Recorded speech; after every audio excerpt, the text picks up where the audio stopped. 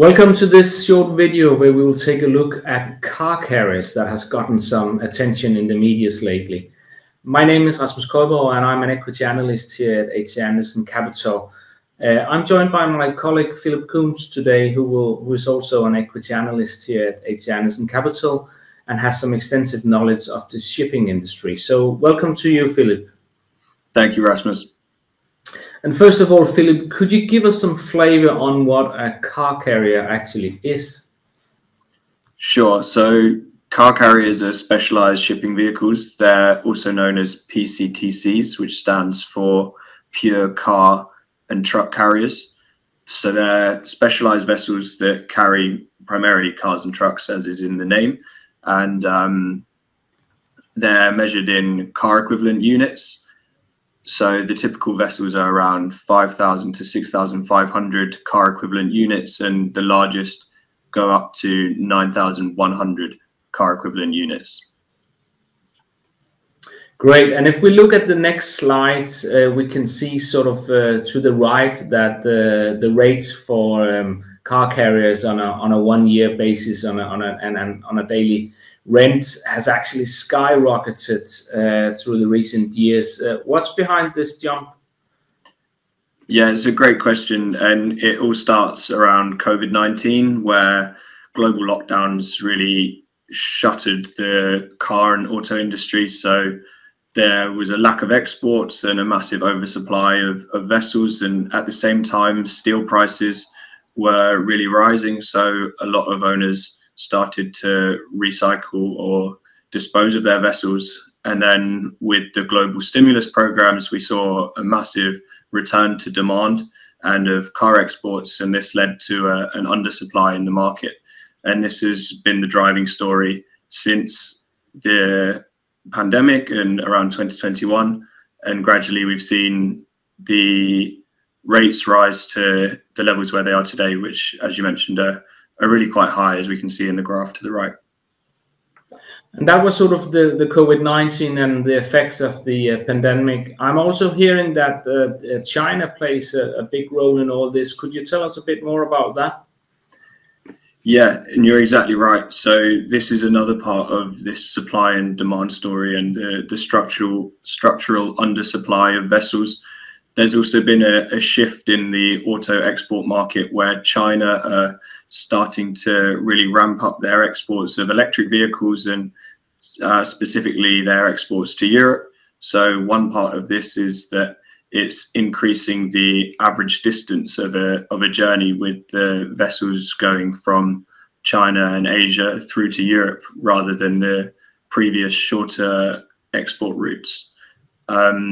And the other part of this story is that we're seeing overall volumes of car exports increasing to now above where they were in the pre-pandemic times. And we're seeing then that we have higher absolute numbers with structural increased distances leading to this mismatch between supply and demand. And also the recent events in the Red Sea, they have also added to this constraint. What effects have we seen here? Yeah, exactly. So as many will have heard in the news, this conflict in the Red Sea has caused shipping companies to take diversions and avoid the Suez Canal and the Red Sea and instead travel around the Cape of Good Hope and the south of Africa and round to Europe. So this is adding a significant number of days to the average transports, and that of course ties up supply and is adding further to this supply and demand problem. And also looking at some of the players in the industry, Norwegian players are quite active here. Could you give us some more flavor on this? Yes, so we have three names in Norway which focus specifically on the car carrier segment. They are Høy Autoliners, Wallenius Wilhelmsen, and Gramp Car Carriers. And we can see from the total return chart on the slide that they've delivered some significant returns to shareholders during this period where the PCTC rates have really been rising. And they offer this entry into this niche area of shipping for investors looking to get into this segment.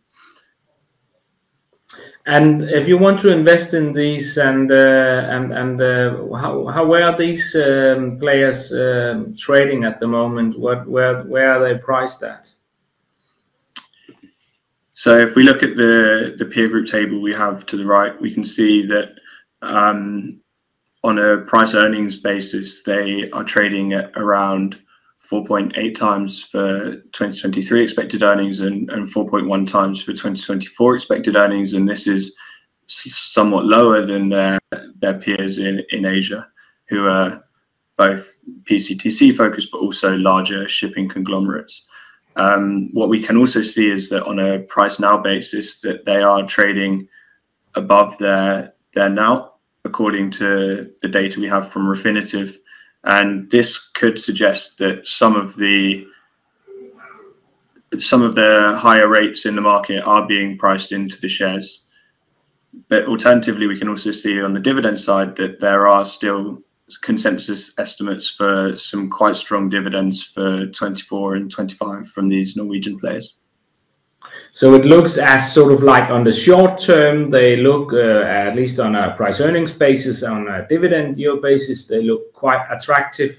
But we also know that this shipping industry usually have a large amount of cyclicality, and you can say that on a price now, they are sort of priced fairly in line or a little bit above, you can say 1.0 on the price now. And also on the order book, we know that looking a few years ahead, we have quite a large order book. Is that correct?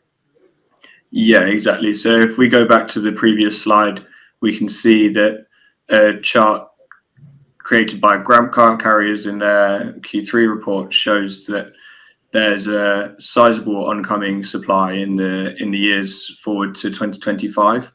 And Gram are highlighting that they expect some of this new capacity to be offset by scrapping of older ships, and some of this new supply to be offset by environmental regulations where the ships are going to need to run at a slower pace. Locking up supply for more days. But we can see there will still be a significant amount of new vessels entering the market. Thanks, Philip, for highlighting some of these listed names that you can invest directly in the stock market.